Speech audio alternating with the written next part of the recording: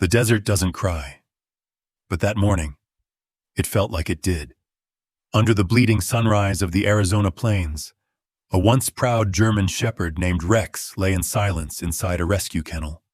His body still produced milk, though his 5 newborn pups were gone. His eyes, once sharp with the discipline of a K-9 officer, now reflected nothing but loss. He had served humans, saved lives, obeyed every command, until the day he became useless, abandoned when he needed love most. That same morning, across the dunes, a ranger's call shattered the stillness. We found a leopard cub. The mother's gone. 2 tragedies, miles apart. One life fading, another just beginning. No one could have guessed that destiny was quietly preparing to stitch these broken hearts together. That a grieving police dog would become the most unlikely mother nature had ever seen. This is not just a story about animals. It's a story about second chances, about how even in the harshest desert, love can bloom again. The first light of dawn bled slowly across the Arizona desert, painting the sand in shades of amber and rose. The heat had not yet risen, and for a fleeting hour, the land held its breath, silent, still, sacred. Wind whispered through the dry grass, carrying the scent of dust and sagebrush into the narrow corridors of the Wild Haven Rescue Reserve. Inside the medical wing, where the air smelled faintly of antiseptic and sun-baked clay, a German shepherd named Rex lay curled in the corner of his kennel, motionless except for the slow rise and fall of his ribs. The metal bars caught the morning light, casting thin golden stripes across his body, a body built for strength and service, now trembling with quiet defeat. His fur, once gleaming with vitality, had dulled to a muted gray along the edges. His paws twitched occasionally, perhaps haunted by memories of the past. His ears no longer perked to the sounds of footsteps or the clatter of feeding trays. He was awake but not alive in spirit. 3 days ago, Rex had endured a night that broke him completely. A difficult labor. 5 small lives, none of which drew more than a few breaths. The veterinarians had done what they could, but the desert was unforgiving, its nights cold, its days cruel. When it was over, Rex remained still, his body still producing milk, his heart unable to let go of what nature had taken. Dr. Nora Whitman stood by the doorway, clipboard pressed to her chest, watching in silence. She had seen countless animals wounded by bullets, traps, or neglect. But grief, that invisible wound, was the hardest to treat. Beside her, Daniel, the young veterinary assistant, adjusted a saline drip for another injured animal. He noticed her gaze and followed it toward Rex. "He hasn't eaten again?" Daniel asked quietly. Nora shook her head. "Not since the night he lost them." Her voice carried the weight of exhaustion and compassion. "His body's strong, but his eyes, they look like he's somewhere else entirely." Daniel crouched beside the kennel, sliding a piece of boiled chicken through the bars. "Hey, buddy," he murmured. "Come on, hero. You've been through worse, haven't you?" Rex didn't move. His eyes, deep brown and glassy, barely flickered toward the hand that offered him food. They looked past Daniel, past the room, into some unreachable distance. The same eyes that had once faced gunfire, darkness, and danger without flinching, now looked empty, defeated. A faint hum filled the air, the hum of the air conditioner, the faint buzz of fluorescent light. But in Rex's mind, another sound echoed louder. The sharp crack of a gun, the shout of a human voice, the metallic scent of blood and asphalt. He remembered everything. He had once been the pride of the Phoenix K-9 unit, a disciplined partner, fearless and obedient. He could detect narcotics, track suspects, and had saved his handler's life more than once. The two of them, man and dog, had shared the kind of trust that only comes from facing death together. Then came the day everything changed. Rex had begun moving slower, distracted. The vet on duty had discovered she was pregnant, a biological miracle, rare among working dogs who rarely mated naturally. The department decided it was too much trouble.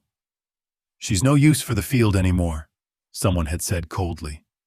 And the handler, the man she would have followed into fire, turned away without meeting her eyes.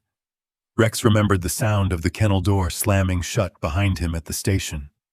Remembered the truck door opening onto the desert road. Remembered the moment she realized she was being left. She had run after the vehicle until her pads bled. Dust swallowed the tires, and silence took its place.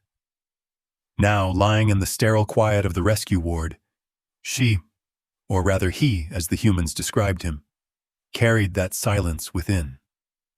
The body still obeyed nature's law. Milk formed, hormones surged, but instinct had no one left to serve. His mind was trapped in an echo. Protect, nurture, but there is no one left to protect. A nurse approached with a small bowl of water and whispered to Nora, "His temperature's stable, but the lethargy's getting worse." Nora nodded, rubbing her temples. "We'll keep trying. He's not dying of illness. He's dying of heartbreak." The woman's words hung in the air, almost poetic, almost cruel. Outside, the desert wind rose again, stirring the sand into small spirals that danced against the windows. The light shifted, golden now, brighter, stronger. A beam of sunlight fell across Rex's face, illuminating the scar above his left eye, a souvenir from his service years. It made him look almost noble, like a fallen soldier. A faint memory rippled through him, his handler's laugh, the sound of boots crunching gravel, the words, "Good boy, Rex. You're my best." That voice had once been the center of his world. Now it was gone. He blinked, a single tear-like glint gathering at the corner of his eye. Though dogs don't cry the way humans do, sometimes grief finds its own language. From the far end of the hall came the muffled sound of an emergency radio call, the sharp crackle of static, followed by a ranger's voice. "Team Alpha reporting. We found an abandoned cub near mile marker 27. Looks like a leopard. The mother's gone." Nora turned sharply, eyes widening. "A leopard cub? Out here?" "Affirmative. Looks like poachers again." Her heart sank. "Bring it in. We'll prepare the quarantine bay." Daniel nodded and rushed off to prepare equipment. Nora lingered for a moment longer, looking back at Rex. Something in her expression softened, a quiet intuition, though she didn't yet understand why. "Hang in there, old boy," she whispered. "Maybe the world hasn't finished with you yet." Rex's ear flicked slightly at the sound of her voice, the faintest sign of life.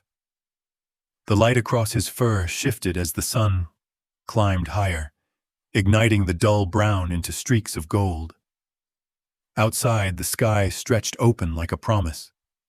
The desert had always been a place of endings, bones buried in dust, forgotten tracks erased by wind. But sometimes, under the same merciless sun, beginnings also waited, unseen. As the scene faded, two paths were set in motion, one belonging to a grieving mother with no children to feed, and another to a motherless child, fighting for breath beneath the brutal sky. They did not yet know that by the next sunrise, their fates would intertwine and heal one another in ways no human could explain. The call came just after sunrise, a sharp burst of static over the rescue team's radio, cutting through the morning hush of the Arizona desert. "This is Ranger Owens from Unit East," the voice crackled, urgent and uneven. "We've found a cub. Looks like a leopard. Mother's down. She's not breathing." For a moment, silence filled the medical station at Wild Haven Reserve. Then Dr. Nora Whitman straightened, the fatigue in her face replaced by focus. "Location?" Near the old irrigation canal, 2 miles south of the ridge. We're bringing it in. It's small, barely moving. Copy that, Nora replied, already moving toward the isolation bay. Her assistant, Daniel, followed close behind, his hands trembling slightly as he gathered towels and an emergency heater. Outside, the wind began to rise, dragging long streaks of dust across the open land. The Arizona sun, though still soft, had a cruel brilliance that burned without warmth. Meanwhile, deep in the reserve's back room, Rex lay as he had all morning, silent, unmoving. The hum of fluorescent lights blended with the low murmur of approaching footsteps. Every few minutes, his chest lifted in a shallow breath. In another world, not far away, a ranger's truck sped down a dirt road, tires slicing through loose sand. In the back, wrapped in a ranger's jacket, lay a tiny leopard cub, frail, shivering, eyes half shut beneath crusted lashes. The cub's heartbeat was weak, fluttering like a moth trapped in glass. Ranger Owens gripped the steering wheel tighter. "Hold on, little one," he muttered. "Just a little longer." The desert stretched endlessly, the sky wide and merciless. Somewhere in that emptiness, a mother leopard's body lay cooling beneath the sun, her blood drying into the dust, her fur ruffled by the same wind that carried her scent away. Fate, it seemed, was already weaving its quiet design. By the time the Rangers arrived, Nora and her team had transformed the small treatment room into a field triage unit. Heat lamps glowed red against the tiled walls, sterile instruments lined up like soldiers. Daniel met the Rangers at the door and froze when he saw the bundle in Owens's arms. "It's smaller than I expected," Daniel whispered. "She's dehydrated, hypothermic," Nora said, snapping on her gloves. "Let's move." They placed the cub, Luna, as she would soon be named, onto a padded table. Her tiny ribs rose and fell unevenly. The skin along her belly clung to bone. Her paws twitched weakly, as though dreaming of the warmth that once surrounded her. Nora's professional calm didn't hide the ache in her voice. "Temperature?" 36.1, Daniel replied after checking the thermometer. "She's ice cold. She should be 38.5. Nora's tone was clipped. "We'll start with a warming blanket and subcutaneous fluids. Daniel, prepare Ringer's lactate. Slow drip, 15 milliliters per kilo. And I want antibiotics ready. Cefotaxime, quarter dose." As she worked, her hands steady but her heart racing, the wind outside picked up, a low, hollow moan that scraped against the metal roof. The sound seemed to echo through the room like a lament. Someone whispered, "It's like the desert's mourning her mother." Luna gave a faint cry, thin, raw, trembling. Every head turned. "That's a good sign," Nora murmured. "She's still fighting." Down the hall, Rex lifted his head for the first time in hours. His ears twitched, nose quivering slightly, as though some distant sound had reached him. A sound too soft for human ears to distinguish. He stood, slowly, his joints stiff. He sniffed the air, caught a scent he didn't know. Something wild, sharp, fragile. He stepped forward, pressing his nose against the kennel bars. For the first time since his loss, his tail moved, not wagging, but flicking once, instinctively, as if responding to a voice he could not yet understand. Back in the treatment bay, Luna's body began to warm under the heat lamps. Nora checked her heart rate, still weak, but steadying. Daniel wiped a bead of sweat from his forehead. "She's so small," he whispered. "You think she'll make it?" Nora hesitated before answering. "I don't know. She's fighting an infection, dehydration, and trauma. But sometimes..." Her voice softened, almost reverent. "Sometimes, even the weakest hearts have a reason to keep beating." Luna whimpered again, a faint, pitiful sound that filled the sterile room with something painfully human. Daniel glanced at the cub's paw, where a small wound had been cleaned and dressed. "She must have been next to her mother when it happened," he said. There were tracks, drag marks, blood trails. The poachers probably took the body for the pelt. Nora's jaw clenched. "Monsters," she muttered. "They call it profit. I call it desecration." Outside, the wind howled harder, flinging grit against the windows. The sound mingled with the faint hum of the medical machines, a strange duet of wilderness and science, life and loss. In that moment, two hearts, one human, one animal, shared the same silent plea. Don't let her die. Hours passed. The sun climbed high and began its descent, turning the desert air heavy and shimmering. Inside the rescue wing, the temperature stabilized and the monitors beeped in slow, steady rhythm. Rex lay down again, though now his breathing was deeper. Something invisible had changed. A tension in the air. A subtle pulse of life that drew him closer to the sound of the heat lamps down the hall. In another room, Luna's fur began to fluff as warmth returned to her small body. She blinked once, sluggish, confused, and gave a tiny sneeze. Daniel grinned despite himself. "She's got fight in her." Nora exhaled a breath she didn't realize she'd been holding. "Good girl," she said softly, brushing a fingertip along Luna's spine. "You're not done yet." For a brief moment, the world seemed to pause. Nora looked out the window, the vast horizon burning with evening gold, and thought of Rex, the broken shepherd down the corridor. Two lives, she realized, teetered on the same edge. One surviving through instinct, the other waiting for meaning.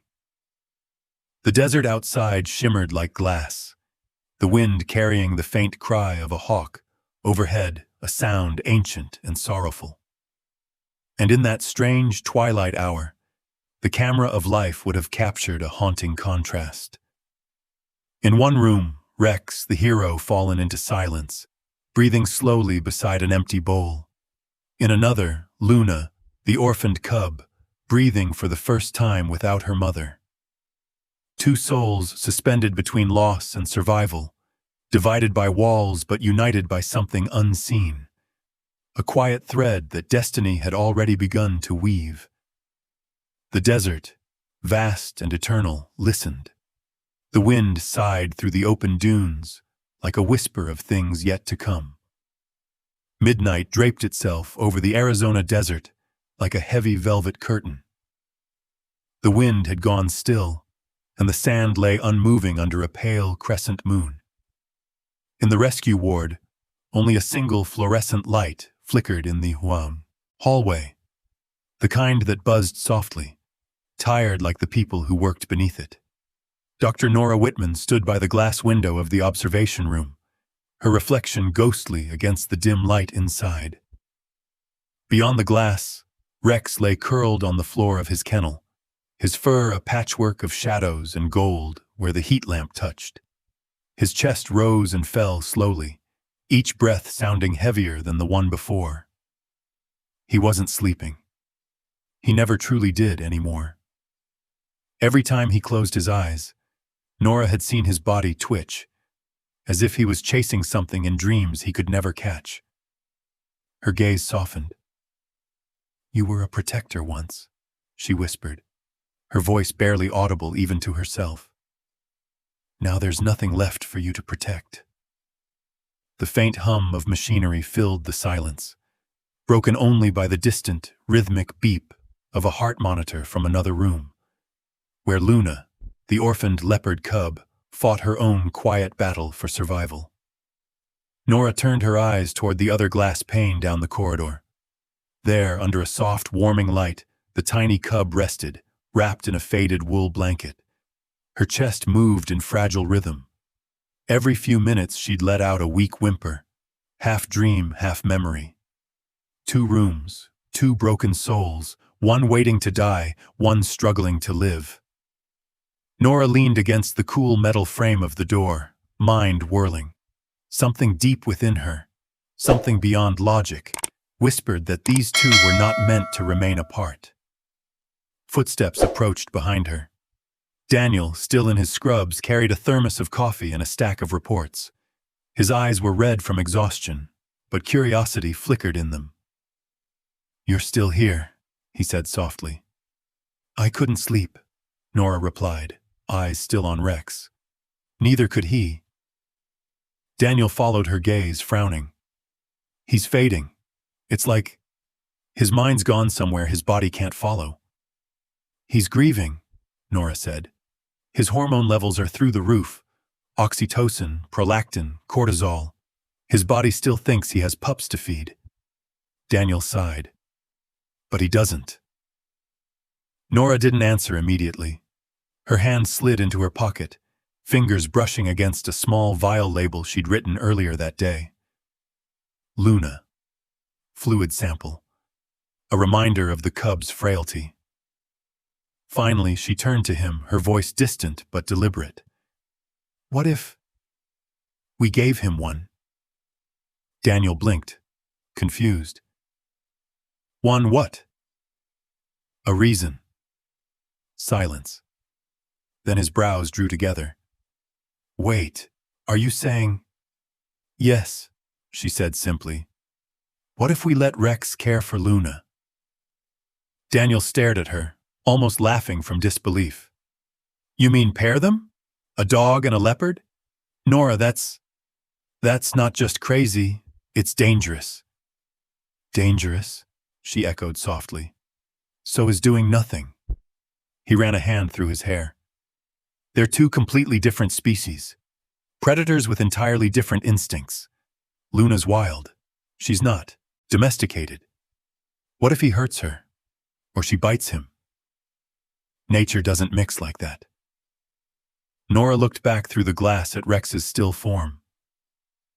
"Nature doesn't plan cruelty either, Daniel. Humans do. And if we can break nature through cruelty, maybe we can heal it with compassion." Her words hung in the air like smoke, fragile but impossible to ignore. Daniel rubbed his temples. Even if it worked, the odds are insane. Rex is barely functioning. Luna's too weak to even nurse properly. "That's exactly why," Nora said, stepping closer. "He needs purpose. She needs warmth. Their bodies are still producing what the other needs. His milk could feed her. Her cries could awaken his instinct." Daniel shook his head. "It's not scientific reasoning." Nora turned toward him, eyes steady, unwavering. "Neither is love." He froze. Her voice softened, but didn't tremble. "Do you know what keeps a mother alive after birth, Daniel? It's not strength. It's the flood of oxytocin, the same hormone that makes wolves care for orphaned pups. Elephants guard calves not their own, and dolphins mourn their dead. Nature doesn't just build walls between species. It builds bridges through emotion. We've just forgotten to see them." Daniel hesitated. His rational mind warred with the quiet conviction in her tone. "If this fails, we could lose them both," he said at last. Nora nodded. "And if we do nothing, we will lose them both anyway." The hum of the lights deepened, and for a long moment, neither spoke. The air smelled faintly of antiseptic and rain-soaked sand, the scent of life hanging on by a thread. Nora turned her eyes back toward Luna's room.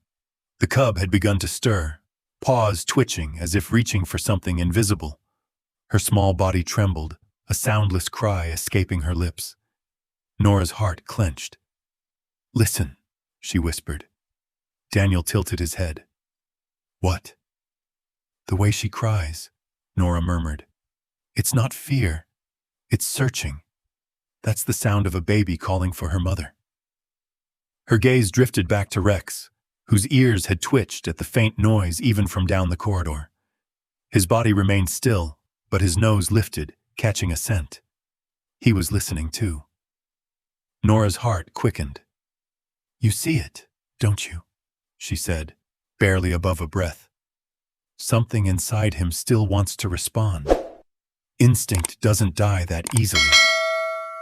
Daniel exhaled slowly, uncertainty written across his face. Even if it works, we'll be breaking every rule in the book. Nora smiled faintly, tired, but with a trace of fire. Then maybe it's time we write a better book. She turned toward the control panel, dimming the hallway lights. We'll prepare an introduction chamber tomorrow. Quiet, warm, neutral space. No bright lights, no noise. I'll monitor from the glass. If there's aggression, we intervene immediately. Daniel hesitated one last time. And if they attack each other? Nora's eyes softened, and her voice turned almost a whisper. Then at least we'll know we tried to heal something the world has already broken. Hours later, long after Daniel had gone to rest, Nora remained by the glass. Rex still lay motionless, but his breathing had changed, steadier, deeper, like a current finding rhythm again. In the reflection of the glass, Nora's tired eyes met his, separated by metal and silence. "Tomorrow," she whispered. "Tomorrow you'll meet her." The night stretched on, heavy and still. The desert outside seemed to hum with unseen life, coyotes howling far away, wind brushing against the windows like a soft hand. Inside, two small heartbeats echoed in different rooms, one slow and weary, one fragile and faint. And somewhere in between, hope, reckless, fragile, and stubborn, took its first breath. The desert was hushed beneath the weight of dawn. The horizon glowed faintly, its first colors barely touching the dunes. Inside the Wild Haven Rescue Reserve, the world seemed to hold its breath. The observation chamber had been transformed overnight. No longer a sterile room, but a space softened into a fragile imitation of nature. The floor was covered in fine sand, its surface warm to the touch. Low amber lights replaced the harsh fluorescence, mimicking the gentle glow of a sunrise. The temperature was steady at 27 degrees Celsius, humidity at 60%. Even the air carried a faint, earthy scent, meant to soothe. Every detail mattered. Every sound, every scent, every shadow had been calibrated to whisper safety. Dr. Nora Whitman stood behind the glass wall, clipboard forgotten at her side. Her heart thudded like distant thunder. Beside her, Daniel adjusted the monitors for body temperature and movement detection, his face pale under the amber light. "Everything's stable," he murmured, eyes darting between the displays. "You're sure about this, Nora?" Her gaze never left the room. "No," she said softly. "But sometimes the heart knows what the mind refuses to believe." In the far corner of the chamber, Rex lay curled, head resting on his paws. The warmth from the floor seeped slowly into his body, but he didn't move. His tail flicked once, an unconscious reflex. The scars across his muzzle caught the light faintly. Daniel whispered, "He looks empty." Nora nodded. "He's been waiting for something he doesn't understand." At that moment, the door at the back of the chamber opened with a gentle click. A caretaker stepped in, cradling a small bundle wrapped in soft fabric. Luna. Her tiny head peeked from the folds, fur dull and eyes half-lidded. Her breaths came shallow and uneven. "Place her there," Nora instructed, voice barely above a whisper. 2 meters away. No sudden movement." The caretaker crouched and placed the bundle carefully onto a soft pad near the center of the room. The cub made a faint sound, a whimper more than a cry, before curling instinctively into herself. The door closed, sealing the chamber in silence. Rex didn't move. He lifted his eyes for a moment, stared toward the small shape across the sand, then lowered his head again. To him, the world had stopped giving reasons to look up. Nora's fingers pressed against the glass, knuckles white. Come on, she whispered. Just feel it. 10 minutes passed. No movement. Only the low hum of the air vent and the soft ticking of a timer. Daniel leaned closer, his voice trembling. Maybe it's too soon. Then, a sound. A single cry. Thin, trembling, almost imperceptible. Luna's mouth opened, releasing a faint mewl, the kind of sound that carried not through volume but through instinct. Rex's ear twitched. Nora held her breath. Another cry followed, weaker but longer this time. The sound rippled through the chamber like a thread of light cutting through shadow. Rex's body stiffened. His nose lifted slightly, nostrils flaring as if catching a scent the world had hidden from him. Slowly, he raised his head. His eyes, dull for days, flickered with a glimmer of awareness.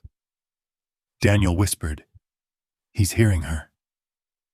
Rex blinked, uncertain, his gaze fixed on the trembling bundle. The cry came again, a sound of need, of loneliness so pure it bypassed reason and struck the heart directly. Nora's voice cracked softly. "That's the sound every mother knows." Rex pushed himself up. His muscles trembled under his weight, legs unsteady. For a long second, he only stood, swaying between hesitation and instinct. Then, step by step, he began to move. Each paw pressed soundlessly into the sand. His head lowered, ears tilted forward. The soft light caught in his amber eyes. The eyes of a soldier, now searching not for threat, but for meaning. Luna stirred, sensing the vibration of approaching footsteps. Her tiny body tensed, then released a small cry again, as if pleading for something unseen. Rex stopped a foot away. The smell reached him, the scent of milk, antiseptic, and cub fur. His breath deepened. The room fell completely silent. Even the machines seemed to pause. He leaned down. His nose brushed against her fur. Just a touch. Luna twitched, her eyes fluttering open. For a heartbeat, predator and prey met in a world that did not know what to call them. And then, with slow certainty, Rex began to lick her. Once, twice. Light strokes, careful, trembling with memory. He licked the crusted fur near her ear, then along her small spine, the same way he had once cleaned his lost pups. Each motion seemed to pull him further back into the instinct he thought had died. Luna whimpered softly, rolling onto her side, tiny claws flexing. She pressed herself closer to the warmth before her, warmth that smelled of milk and safety. From behind the glass, Nora's vision blurred. "Oh my God," she breathed. Daniel's hand went still over the synth controls. He's accepting her. Rex lay down slowly, curling his body into a protective arc around the cub. His eyes never left her. The rhythm of his breathing steadied, each inhale syncing unconsciously with hers. He nosed her gently toward his chest, where milk still lingered from a body that had refused to forget. Luna wriggled closer, guided by scent and need. Her mouth found warmth, and instinct took over. She began to nurse, weakly at first, then with growing strength. A sound escaped Rex, half sigh, half whine, the softest expression of relief. His paw extended, resting lightly over her tiny frame, as if to say, "You're safe." Nora covered her mouth, tears spilling freely now. "It's happening," she whispered. "It's really happening." Daniel swallowed hard, eyes wide. This shouldn't even be possible. Neither should losing hope, Nora said.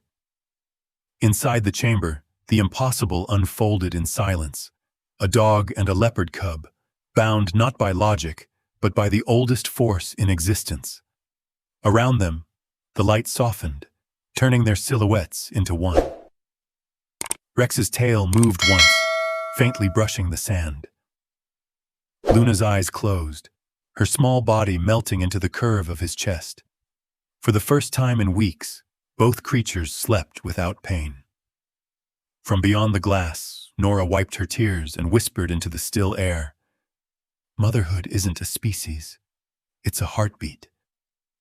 Outside, the first sunlight of morning touched the dunes, igniting them in gold. Inside, two souls, broken by loss, healed by love, began again. The days that followed were unlike anything the Wild Haven Reserve had ever witnessed. Word spread quietly among the staff. Whispers carried through corridors, shared over cups of bitter coffee and sleepless nights. "You have to see them," someone would say, voice hushed as if describing a miracle. And indeed, it was one. Inside the softly lit observation room, Rex and Luna had become inseparable. The strange pairing, a police dog once discarded by his handler, and a leopard cub rescued from poachers, had defied logic, instinct, and every written rule of biology. It began with small moments. Luna's head resting on Rex's flank as she slept, her paws twitching in dreams. Then came the subtle shift. Rex began to eat again. At first only a few bites, then full meals. The sight of him finishing his bowl for the first time drew quiet applause from the nurses. His ribs, once prominent beneath his fur, slowly began to fill out again. The dullness in his coat lifted. The light returned to his eyes. Luna, too, was changing. The scruffy, fragile creature that had arrived nearly lifeless was now a lively cub with soft golden fur peppered by dark rosettes. Her movements grew confident, her voice louder, her spirit unmistakably bright. Dr. Nora Whitman watched them every morning from behind the glass, a tablet in her hand recording data she barely cared to interpret anymore. The figures, oxytocin levels, cortisol drops, metabolic stabilization, all pointed to one truth. Love was medicine, too. Daniel adjusted the camera tripod that had been set up in the corner. "The footage from yesterday hit 1 million views," he said softly. "Someone from the university called. They want to study this." Nora's eyes stayed on Rex and Luna. "Study all they want," she murmured. "Just don't try to explain it away." He smiled faintly. "You think this will last?" "Love always lasts," she said, "even if form changes." Inside the room, Luna was sprawled over Rex's back, gnawing playfully on his ear. Her small teeth tugged at the tough skin, and Rex responded with a deep, patient sigh. Half irritation, half affection. He turned his head slightly, nudging her with his muzzle, then licked her once across the forehead, leaving a smear of saliva that made her sneeze. Daniel chuckled under his breath. "She's got spirit." "Because he gave it back to her," Nora said. Then, after a pause, added quietly, "And she's giving it back to him." The cameras caught it all. The tenderness, the patience, the unspoken trust. Days of footage stacked up.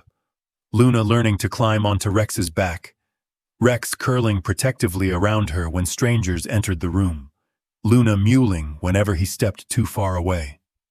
It was as if two broken souls had fused into a single rhythm, a mother's heartbeat echoing in a child who wasn't hers. One afternoon, as the desert sun burned high, a new caretaker entered the room to replace the water bowls.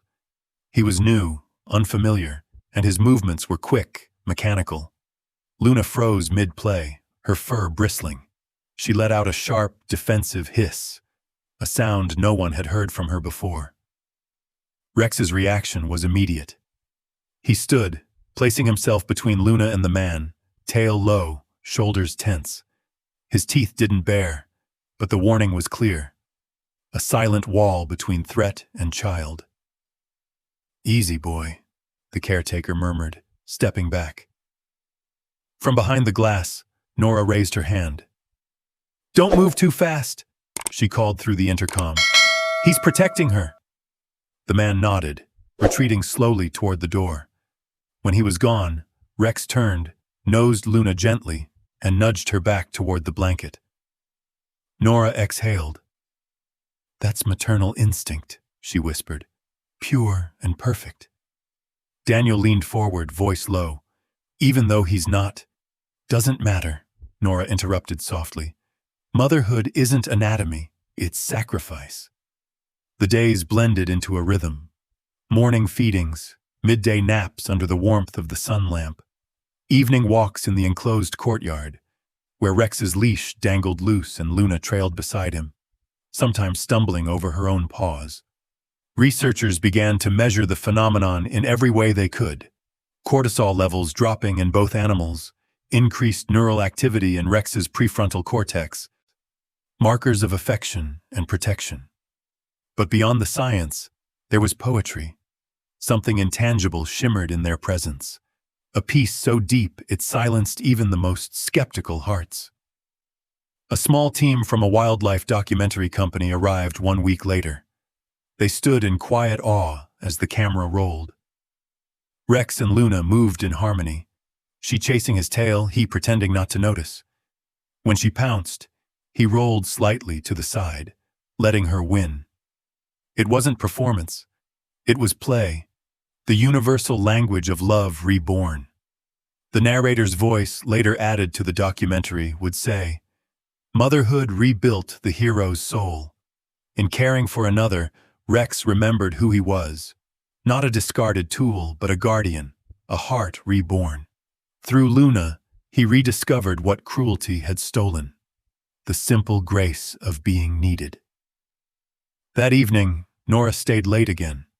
The room was quiet except for the hum of machines and the soft sounds of breathing. Luna lay curled in the crook of Rex's belly, her head rising and falling with each breath he took. Nora spoke softly into her recorder. Day 23 of cohabitation. Luna's weight has increased 22%. Rex's appetite normalized. Stress indicators remain low. Behavioral integration complete. She paused. Her voice changed, no longer the clinical tone of a scientist, but the tremor of a human being witnessing something holy. Science explains this through oxytocin, prolactin, and neurochemical bonding.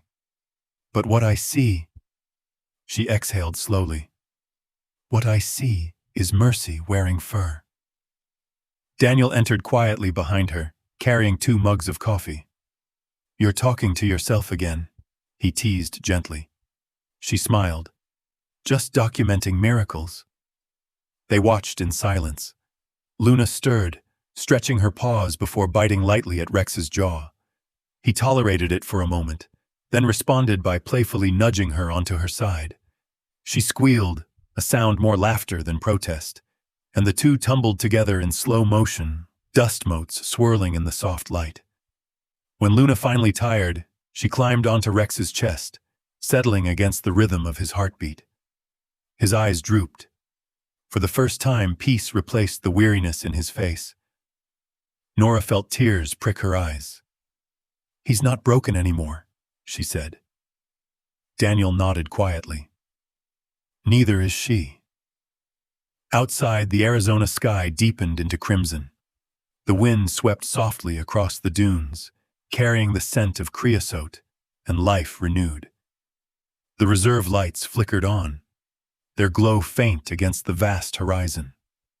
Inside, a German shepherd and a leopard cub slept pressed together, not predator and prey, not experiment and subject, but family.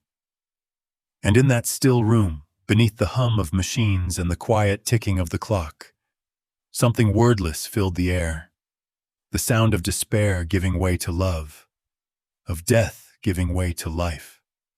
It was, unmistakably, the miracle of nurture. Night had settled, over the Arizona desert like a velvet curtain, soft yet immense. The wind had quieted, the coyotes far off in the hills had gone still, as though all of nature had paused in reverence for something unseen. Overhead, the moon hung swollen and deep red, a lunar eclipse, casting its ghostly hue across the dunes. The light was strange, otherworldly. It painted the sand in shades of copper and rust, turning even shadows into art. On the tallest dune near the reserve's boundary, two silhouettes rested side by side, Rex and Luna. The heat of the day had long faded, leaving behind the cool breath of desert night. Rex lay stretched across the sand, his fur catching flecks of crimson light, his head lifted slightly as he watched the horizon. His ears twitched at the whisper of distant wind, but his eyes were calm, softer now, no longer haunted by loss. Beside him, Luna lay curled close, her spotted coat gleaming faintly under the red moon. Her small body rose and fell in perfect rhythm with his. Every few moments, she shifted slightly, pressing her head deeper against his chest until her ear rested above his heart. The sound, deep, steady, familiar, lulled her to sleep. Nora's voice, soft and reflective, would later narrate this moment for the world to see. Sometimes healing doesn't come from medicine, but from being needed. The body mends when the heart remembers its purpose. From where she stood at the edge of the reserve, Dr. Nora Whitman watched the scene through binoculars.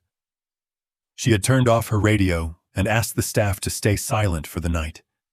This moment, quiet, sacred, fragile, belonged only to them. Beside her, Daniel sat cross-legged, camera in hand, recording through a low-light lens. "You ever think about how impossible this is?" he whispered. Nora smiled faintly. "Everything beautiful starts as impossible." The two watched in silence. The red moonlight shimmered across the sand like a tide of fire, touching Rex's back, glinting off Luna's whiskers. In that crimson glow, they looked like ancient beings, a pair born of myth rather than science. Luna stirred and let out a soft growl, not of anger, but of dreaming.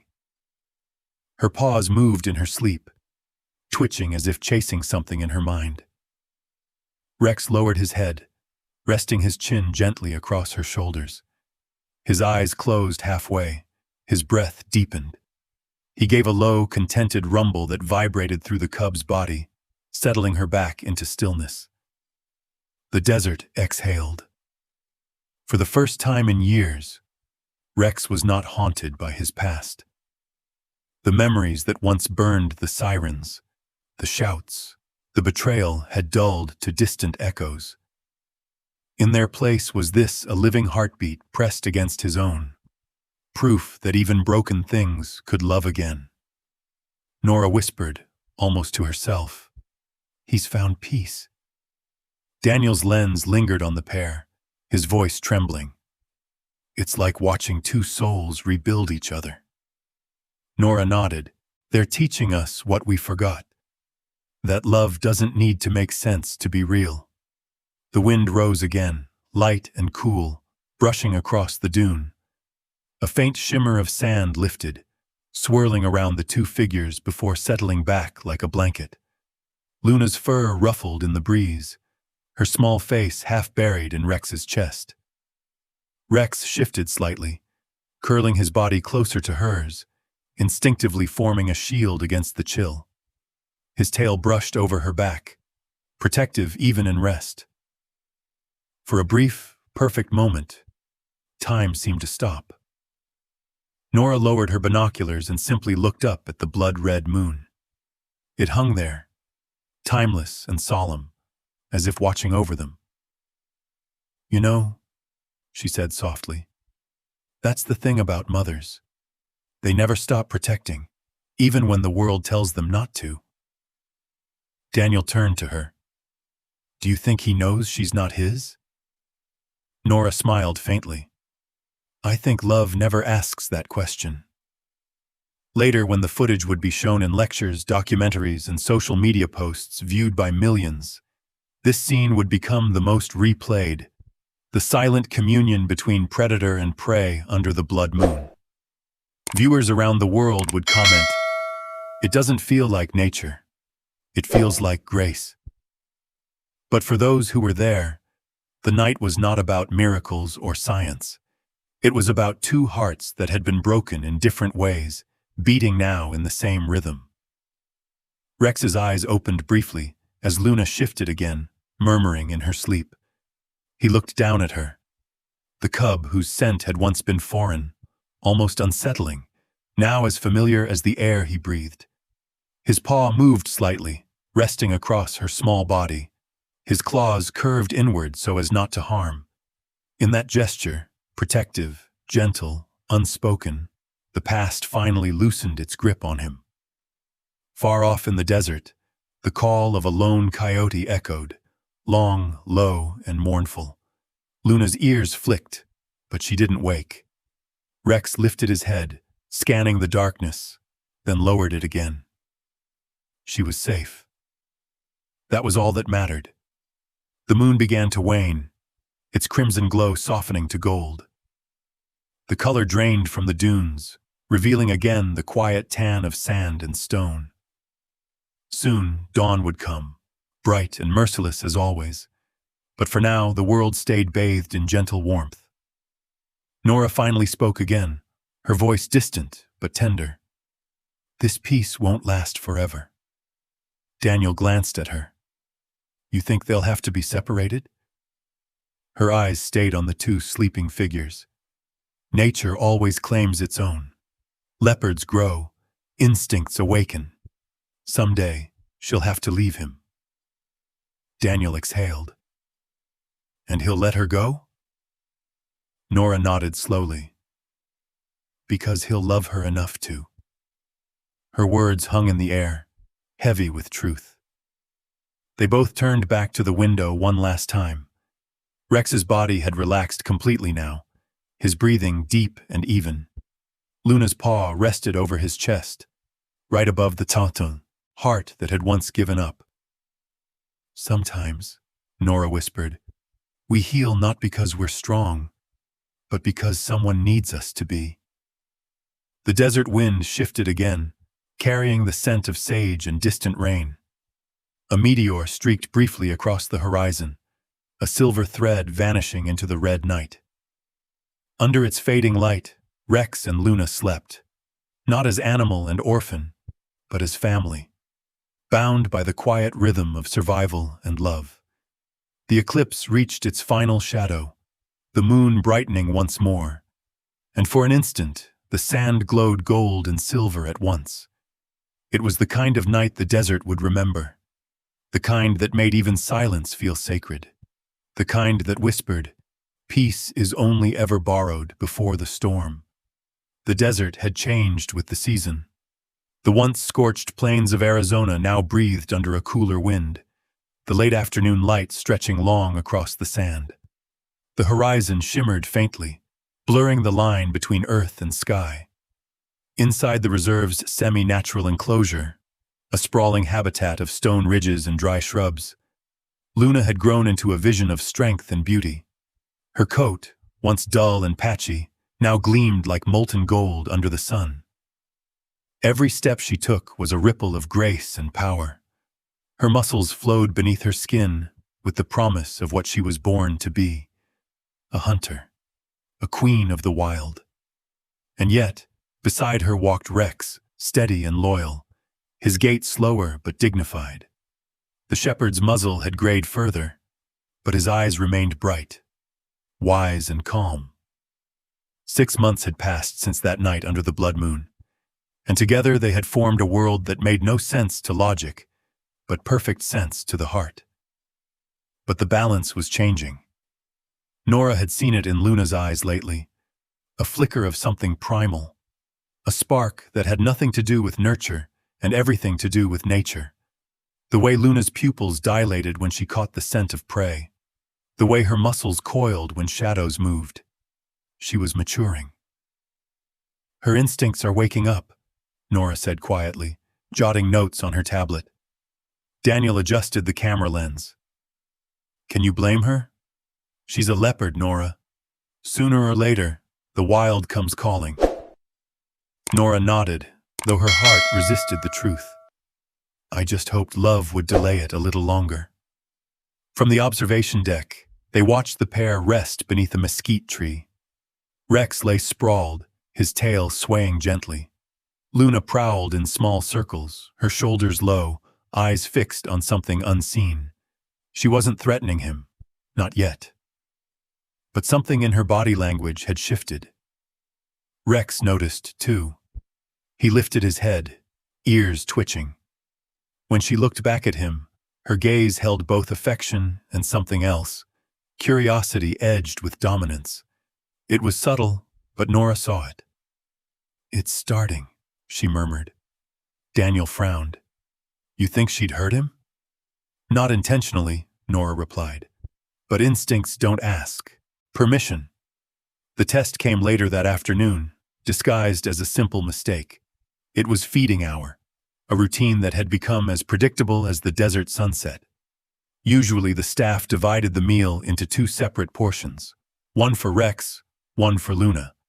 But that day, under the rush of schedules and distractions, a new caretaker placed only 1 large slab of fresh beef in the center of the enclosure. From the observation deck, Nora's stomach sank. Wait. No, that's too much in one place, she said quickly into her radio. But it was too late. The gate was locked. Below, Luna lifted her head, nostrils flaring, as the scent of blood drifted on the wind. Her body stiffened, tail twitching in slow, deliberate rhythm. Rex also smelled it. He rose calmly, stepping toward the center. For a heartbeat, there was harmony. 2 companions, 2 family members, both approaching what had always been shared. Then it happened. A sound ripped through the air, low, guttural, primal, a growl.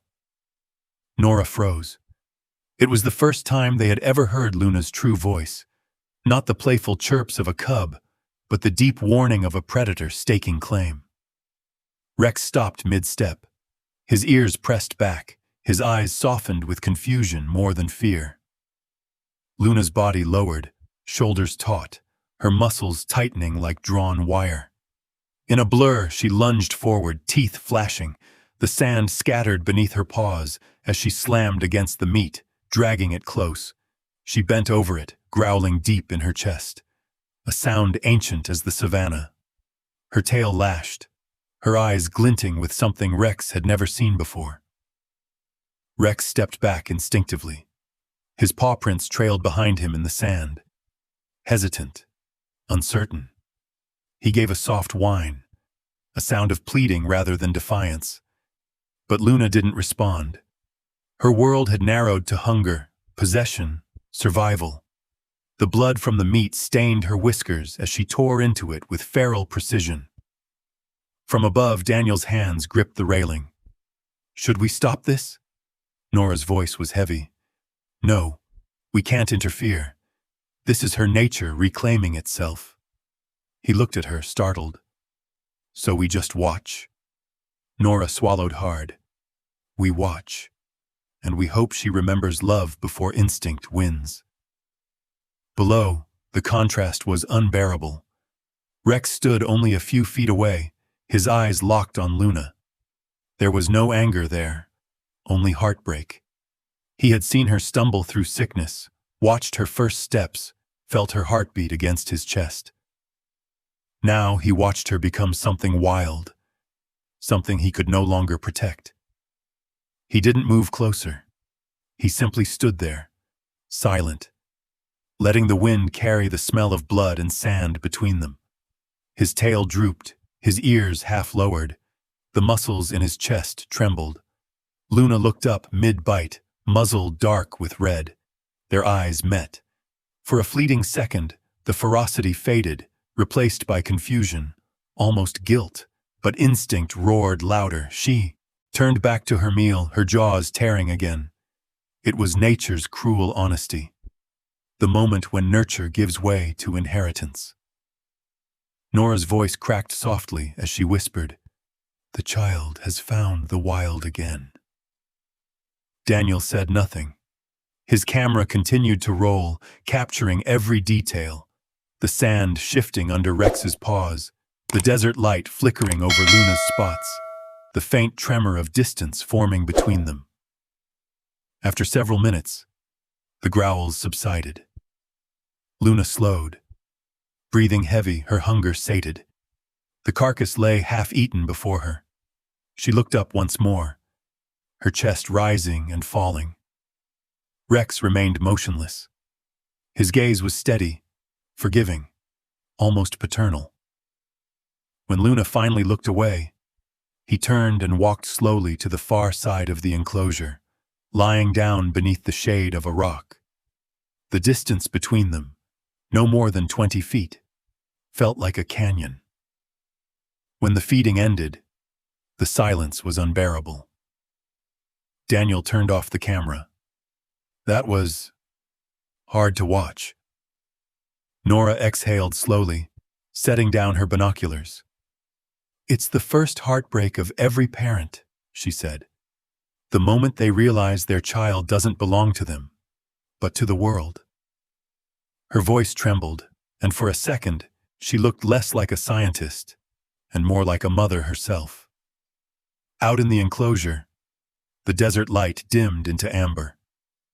Luna cleaned her paws, her movements slower now, almost tender. She glanced once toward the rock where Rex lay, his eyes closed, his breathing even. For the first time, she didn't move closer.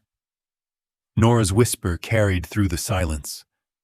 Love must now survive the truth of instinct.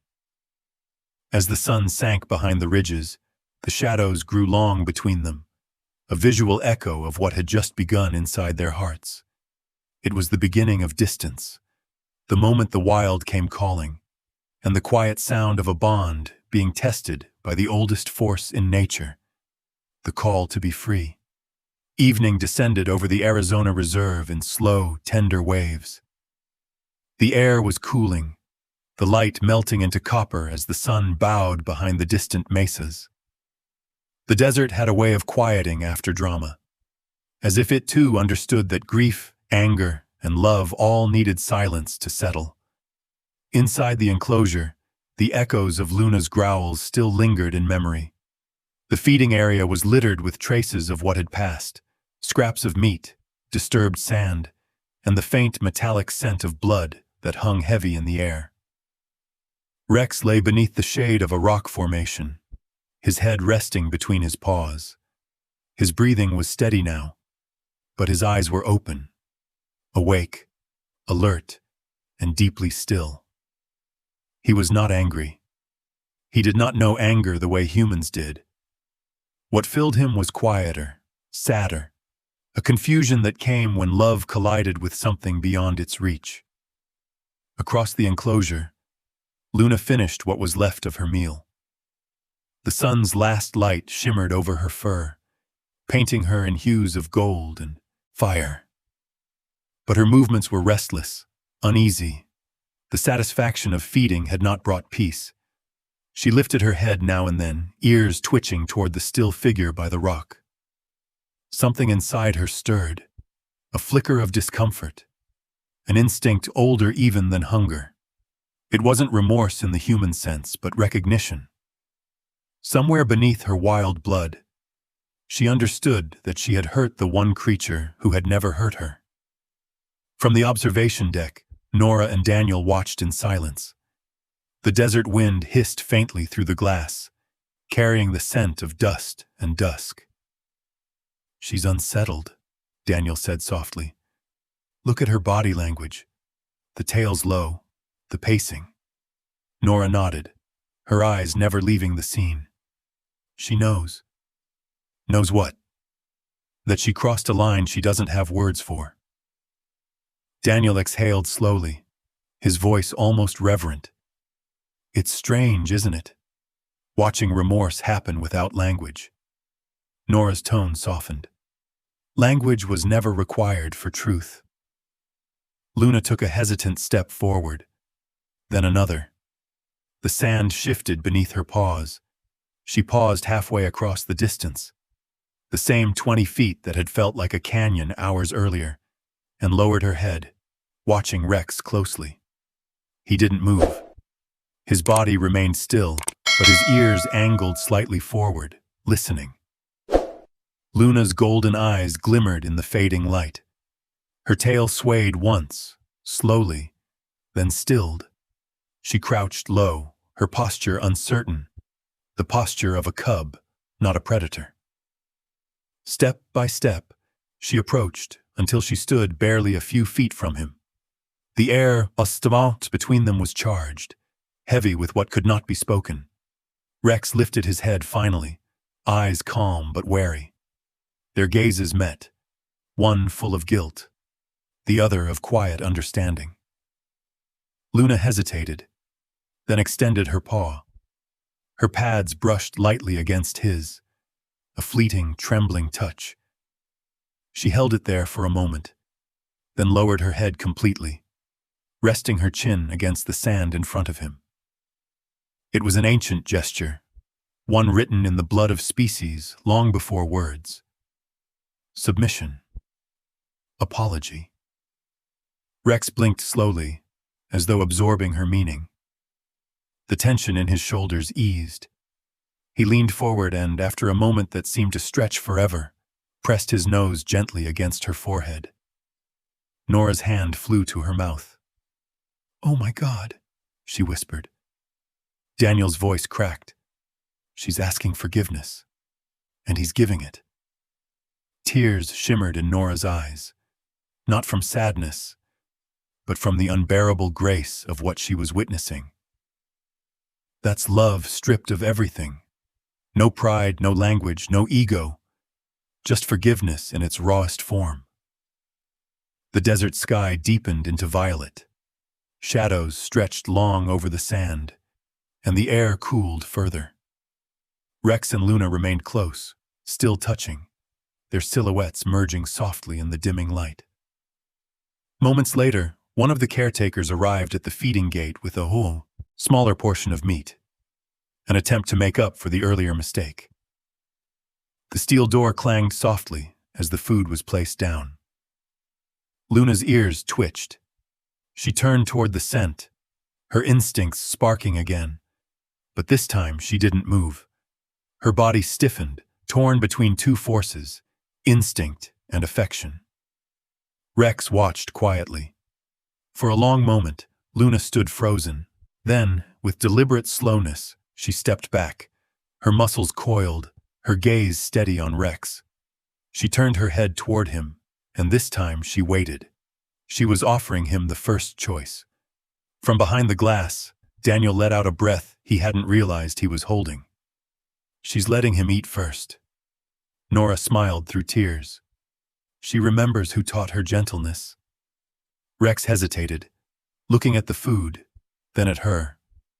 For a second, he seemed uncertain, as if wondering whether this peace was real. Then, quietly, he rose and walked toward the meat. He sniffed it once, then looked back at her, his tail swaying low and slow. He bent his head and took a small piece, just enough to taste. Then, in a gesture both instinctive and learned, he nudged the rest toward her. Luna blinked. Slowly, she lowered herself beside him, her shoulder brushing his. Together, they began to eat, side by side, unhurried, calm. The fading sunlight framed them in amber, the shadows around them soft and forgiving. From the observation deck, Nora wiped her eyes. "Forgiveness," she whispered. "Pure, wordless, undeserved, and yet given freely." Daniel nodded, his voice rough. People spend their lives chasing something that simple. Nora's gaze stayed on the two figures below. Maybe simplicity is what makes it divine.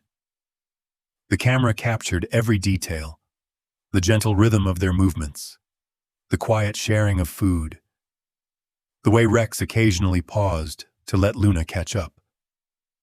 There was no sound of dominance, no fear.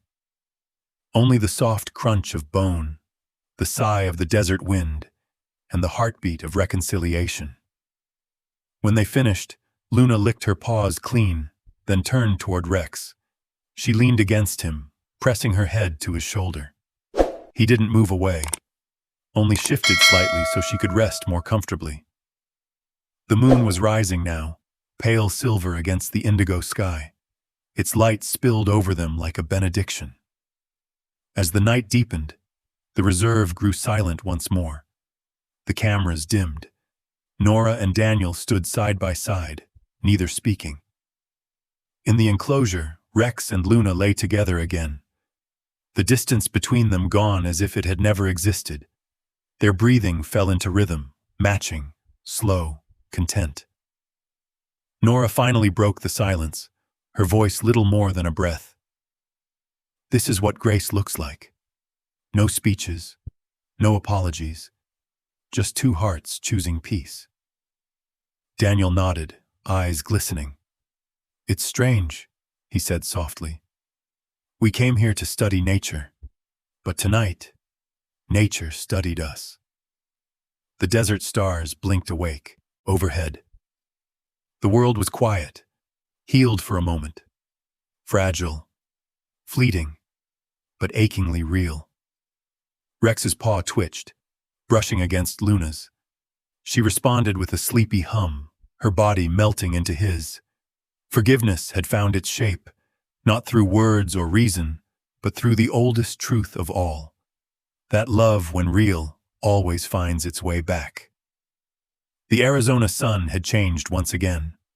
The harsh blaze of summer had mellowed into the amber light of early autumn, where the air carried a faint chill and the wind rustled through the dry sagebrush like an old song. Months had passed since the evening of forgiveness. The reserve's landscape, vast and quiet, had borne witness to a story that defied instinct and rewritten what humans thought they knew about love. But nature, eternal and unsentimental, was already preparing its next chapter. Luna was no longer a cub. She had grown into her birthright. A full, radiant leopard, lean and powerful, her every movement fluid with purpose. Her coat shimmered in the desert sun, each rosette marking the body of a creature made for the wild. The awkwardness of youth had vanished. In its place stood confidence, poise, and the quiet authority of an apex predator finding her place in the world. Rex watched her from the shade of a mesquite tree near the center of the enclosure. His muzzle had turned grayer, his movements slower, but his eyes still followed her every motion, proud, patient, and unspokenly sad. He had taught her all that he could, how to listen for footsteps in the sand, how to follow a scent trail in shifting wind, how to move silently when danger approached. Yet, even he knew, the instincts she needed now lay beyond his reach. From the observation deck, Nora Whitman leaned on the railing, recording notes with quiet care. Daniel, standing beside her, aimed the camera toward Luna as she scaled the rocks along the northern ridge of the enclosure. She's magnificent, Daniel said softly. Nora smiled faintly. She's becoming who she was meant to be. And Rex? Nora's expression changed, fond, but wistful. He knows. Look at him. Below, Rex had shifted his weight, watching as Luna crouched on the ridge, eyes fixed on a rabbit grazing near the brush. Her body tensed, shoulders rising and falling, with a slow, deliberate rhythm. Then, with one swift motion, she leapt, a blur of grace and power. Dust scattered, a sharp squeal, silence. She had made her first clean kill. Rex didn't move. He only lowered his head slightly, a slow blink crossing his eyes, a gesture that was neither pride nor sorrow, but something deeper, harder to name.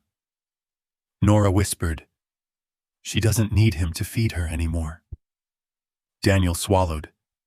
That must break his heart. Nora shook her head gently. Maybe not. Maybe this is what love looks like to him, watching her stand on her own. A few weeks later, the reserve received news of another rescue, a young female leopard, roughly Luna's age, recovered from an illegal private collection in Nevada, malnourished but alive. The team worked quickly to transport her to the reserve's secondary enclosure, not far from Luna's habitat. When the new arrival came, the air seemed to shift. Her name was Sahara, a fitting title for her coat that shimmered like gold dust under the desert light. From the first day, Luna noticed her. She watched from across the separation fence, ears tilted forward, tail swaying with curiosity. There was no aggression, only fascination, a recognition of something long dormant within her. Instinct, Nora murmured. That's her kin. Daniel adjusted the lens, zooming in. She's never seen another leopard before. It's like looking into a mirror she didn't know existed, Nora said. Below, Rex stood a few meters behind Luna. His gaze followed hers toward Sahara, then lingered. Something in his posture changed. A quiet stillness, the kind that only comes when one understands the inevitable.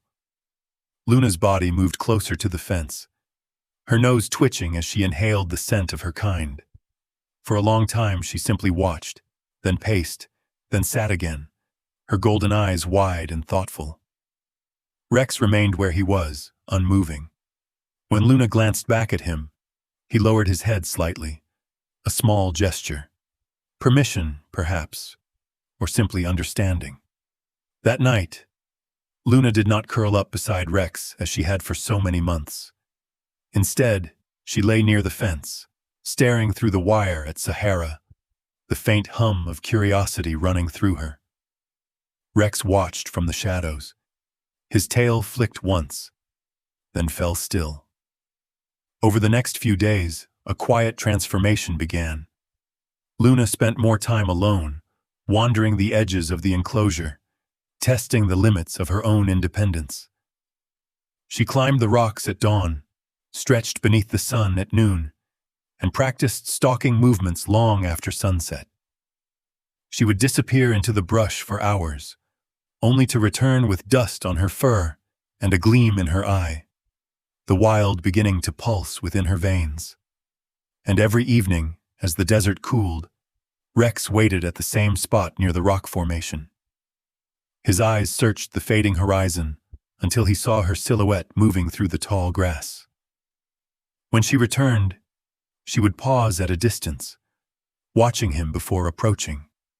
He would stand, meet her halfway, and nuzzle her cheek before lying down again.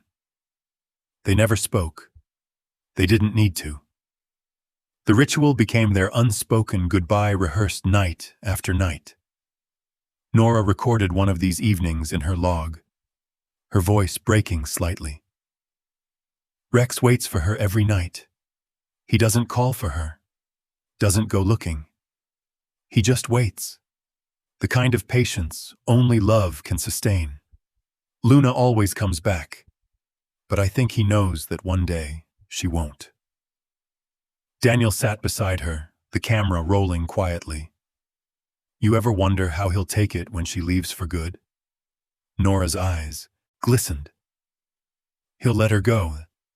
That's his final act of love. The desert evening bled into shades of lavender and rose. The horizon shimmered with fading heat. Luna sat on the highest ridge, her body framed against the fiery sky. Below, Rex lay in the sand, watching. A gust of wind lifted the dust between them, swirling it like smoke. Luna looked down at him. Her mentor, her guardian, her mother in another form. Then she turned her head toward the far side of the reserve, where the fence separated her from Sahara. In that instant, Rex understood. He rose slowly, his joints stiff, and began to walk away. Not out of anger or rejection, but with the dignity of one who knows his purpose has been fulfilled. Nora's voice caught in her throat. He's stepping back. Daniel murmured. He's giving her space to be what she is. Rex reached the base of his favorite mesquite tree and lay down. From there, he could still see her, small against the vast horizon. The wind rustled through the grass, carrying her scent faintly to him. Familiar, comforting, fading. Luna remained on the ridge until the last of the sunlight vanished. Then, softly, she descended, padding toward the fence where Sahara waited. Rex watched her go, eyes gentle, steady. No cry, no movement, only stillness, the kind that holds both sorrow and pride. Nora whispered into the silence, "Love means knowing when to hold on and when to let go." Daniel nodded, his eyes wet. He's letting her go with grace. The desert darkened. The stars flickered to life, and a coyote's distant cry echoed across the plains. Rex lowered his head to his paws, the ghost of a smile in his tired eyes. Above him, Luna's silhouette merged with the darkness, strong, wild, and free. And for Rex, that was enough. The Arizona sky was alive with color, a vast ocean of molten gold and crimson spilling across the desert like fire meeting water. The day was ending slowly, as if reluctant to let go of its last breath of warmth. The wind moved softly through the dry grass, carrying with it the scent of sun-baked earth and juniper. The hum of distant cicadas filled the air, a sound so steady it seemed like the heartbeat of the desert itself. At the far edge of the reserve, the land opened wide, a plateau that overlooked the rolling dunes and sunlit stones of Wild Haven. There, beneath the glow of the dying sun, Luna lay stretched upon a flat rock, her coat shimmering like liquid bronze. Her rosettes caught the light and seemed to ripple as she breathed. Beside her, Sahara, the rescued leopard, who had arrived months before, rested quietly, her head turned toward the horizon. The two of them had grown close, not through words or nurture, but through the silent kinship of shared blood and the instinctual rhythm of the wild. Below the ridge, beneath the same sky, Rex lay in the sand near the shade of a mesquite tree. His body, once strong and muscular, had thinned with time. Age had softened his movements, but not his gaze. His eyes, deep amber and steady, followed Luna's silhouette with quiet pride. He no longer walked beside her in every step. He no longer guarded her sleep. Yet he remained, her silent witness, her unwavering anchor. From the observation point on the hill, Dr. Nora Whitman and Daniel stood side by side, their faces bathed in the warm glow of evening. The gentle hum of a camera beside them recorded the scene, but even the best lens could not capture the magnitude of what they felt. Daniel exhaled softly. "It feels like the end of something sacred." Nora didn't answer right away. Her eyes shimmered, reflecting the orange horizon. "No," she said finally.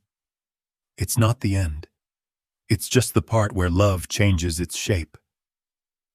The two stood in silence for a while, watching as the leopards shifted atop the rock. Luna stretched her long limbs, then rose gracefully. She looked down toward the tree where Rex rested. Her golden eyes softened. Without hesitation, she began to descend. Sahara remained on the rock, her gaze following for a moment, before turning back toward the horizon, content to let Luna go. The sand whispered under Luna's paws as she made her way down the slope. Her movements were effortless, no longer the clumsy cub who once stumbled after her adopted father, but the full embodiment of the wild heart she was born with. Yet in the way she approached him, there was still that trace of tenderness, the gentleness that Rex had taught her long ago. When she reached the base of the tree, Rex lifted his head. His tail moved once, slow, deliberate, enough to disturb the dust at his side. Luna stopped in front of him. For a heartbeat, neither moved. The only sound was the rustle of the wind weaving through the grass. Then Luna lowered herself down beside him, her body curling into the familiar curve of his flank. The gesture was wordless, but it carried everything. Rex exhaled softly, eyes half closing. His body relaxed against hers, his breath shallow but peaceful. He leaned forward slightly, pressing his nose against her shoulder in the smallest echo of the first time they met. That first hesitant touch that had changed both of their lives. Nora's voice broke the silence, soft and full of wonder. "We thought we taught them love," she whispered. "But it was them who taught us." Daniel's eyes glistened, his camera lowering slowly from his hands. "You can't film this," he said quietly. "Not really. Some things are too human for pictures." Nora smiled faintly. "And yet, they're not human at all." They watched as the sun dipped lower, the horizon swallowing the light inch by inch. The air turned cooler, tinted with the first breath of twilight. Luna shifted closer, her head resting gently on Rex's chest. His heartbeat was faint but steady, a sound she had known all her life. The rhythm that had once been her lullaby, her tail, brushed over his paw, a final instinctive act of affection. Above them, the desert sky flared briefly in color, pinks, violets, and deep golds blending into one last masterpiece before the darkness came. Nora and Daniel stood motionless. Even the desert seemed to stop breathing, as if the entire world was pausing to honor the moment. Rex's breathing slowed further. His chest rose and fell, each movement softer than the one before. There was no struggle, no fear, only calm, and an overwhelming peace that hung in the air like a prayer. Luna didn't move. She didn't need to. She simply stayed, her body pressed against his, her ear over his heart. The pulse grew faint, then quiet. The wind shifted gently through the trees, scattering a few golden leaves across the sand. The desert light dimmed into silver. Nora wiped her eyes, whispering to no one in particular. "Love knows no species, no borders, only hearts that dare to feel." Daniel nodded slowly, "And hearts that dare to let go." The camera continued to record, though the footage would carry no words. Only the soft rustle of sand, the sigh of wind, and the sight of two figures resting together in the last light of day. From above, the scene was breathtaking. The leopard's rock glowing red in the sunset, the old shepherd lying beneath it, and the endless desert stretching out in all directions. Vast, golden, eternal. The final rays of sunlight touched Rex's fur, setting it aglow for an instant. Luna lifted her head slightly, gazing toward the horizon where the sun had fallen, then lowered it again, resting her cheek beside his. The desert fell into stillness, the kind of stillness that feels sacred, the kind that holds both life and farewell. Nora placed a hand over her chest. "He gave her everything," she said softly, "even the courage to walk away." Daniel's voice trembled. "And she gave him peace." The light faded completely, leaving only the pale glow of the first stars. The wind whispered across the plains, a soft, endless song that carried no sorrow, only memory. The camera's frame pulled wide, capturing the full sweep of the desert, the mesquite tree, the rock, the two forms resting side by side. Then the picture stilled. No music, no narration.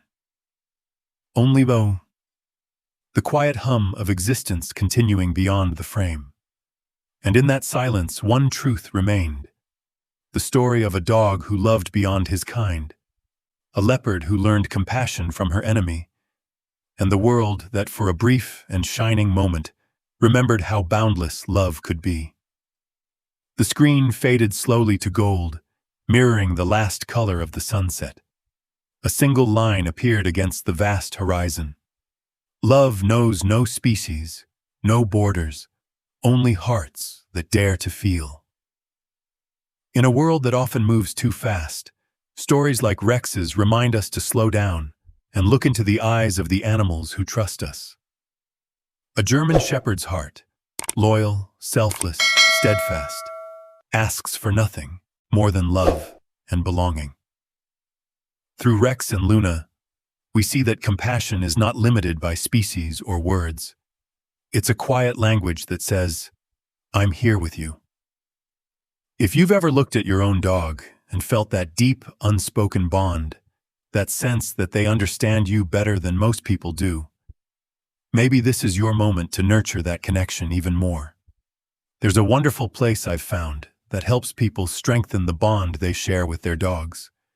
I'll leave the link below in case your heart tells you to take a look. Because love, real, unconditional love, isn't taught. It's remembered. And sometimes, all it takes is a story like this one to remind us how lucky we are to have a loyal soul waiting by our side.